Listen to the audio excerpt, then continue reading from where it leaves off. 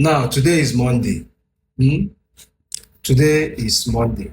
You know, I will speak like a man with a cap on his head. I'm not being biased with my judgment because in all that we are doing, we are always meant to speak the truth, nothing but the truth. Now, I want to speak about Manchester United and without removing any deductive reasoning, any deductive truth from this.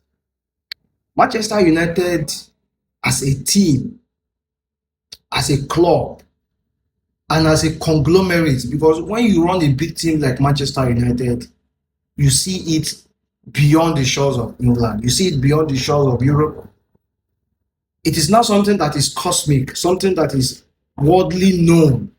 And so, whatever decision you are passing should be based on factual decisions for worldly care. You and I know that since Alex Ferguson left the helm of affairs in Manchester United, the club has really struggled, at least to get back to top four, at least. How many occasions have Manchester United finished on top four since Sir Alex left? Ask yourself this question. Which makes me to think that the problem itself was Sir Alex Ferguson. Because why? Alex Ferguson did not ready the club after he leaves. He did not plan for the future. He did not make signings for the future. Should in case anything happens, where will the next manager take over from? And the fact that the mantle of leadership was passed from a world-class manager to a lower league manager. There's a yardstick in measuring who is better. And in truth, if you see somebody that is better than you, acknowledge that somebody is better than you, and you move on and find a way to be better.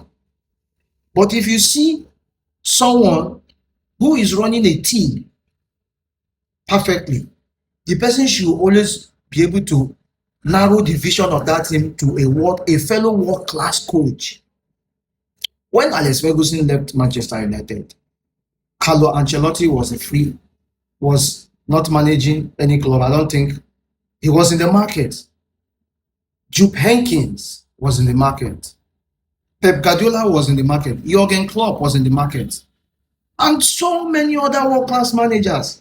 Who did he handpick to oversee, a 20-something years of success in Manchester United?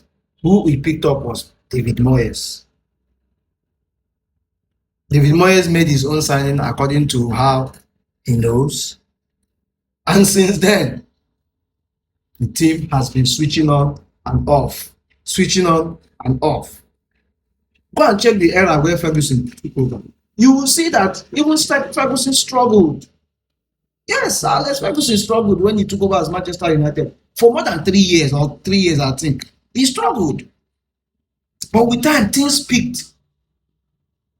Had it been that those that were in charge of Manchester United then are those that are running the club now, they wouldn't have seen any reason to be patient with Alex Ferguson. They could have just fired the man and let him go. Being said that Manchester United are not patient with system, with nurturing system over time, watching and praying that it works. They have changed managers over the year, just like when a woman is changing her menstrual pad. Just like when a woman is going for a beauty pageant, they have been changing managers. How many coaches now? Van Gaal came in immediately, David Moyes left. Before Van Gaal came in, the interim manager of David Moyes, I think it was Ryan Giggs, or I don't know, vice versa. Ryan Giggs managed Manchester United, Van Gaal managed Manchester United, Jose Mourinho managed Manchester United, Michael Carrick managed Manchester United, Ten Hag managed Manchester United, Ole Gunnar Solskjaer managed Manchester United, and now Ruben Amorim. And you expect this system to change? No, now. Look at Liverpool. Look at Arsenal. How many times did you see Arsenal go helter-skelter, try to sign managers? They were patient.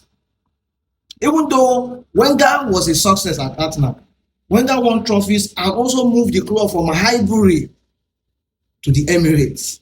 Let us not bring Wenger into this issue.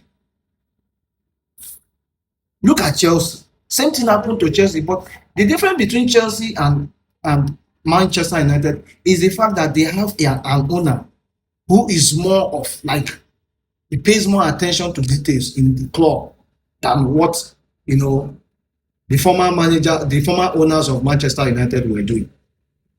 And this is the reason why, despite what Abramovich has done, whether wrongdoings or the fact that he pushed the club into PSI crisis in recent times, he is still regarded as one of those who have fostered English football, who have helped Chelsea to what they are today. Because Chelsea was a non-entity. Permit me if I use that word. Non-entity. But Chelsea have been changing managers and managers. Still, the few managers they brought, at least Thomas Tuchel gave them the Champions League in recent years. And of course, Enzo Maresca, who is doing fantastically well.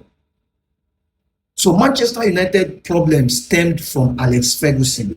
Alex Ferguson did not pass that baton well. And this is the reason why this team is suffering. This is the reason why they can't run as fast as what Liverpool is running, as fast as what Manchester City is running, and as fast as what Arsenal is running. Let me know what you think about what I said in the comment section. Let's go.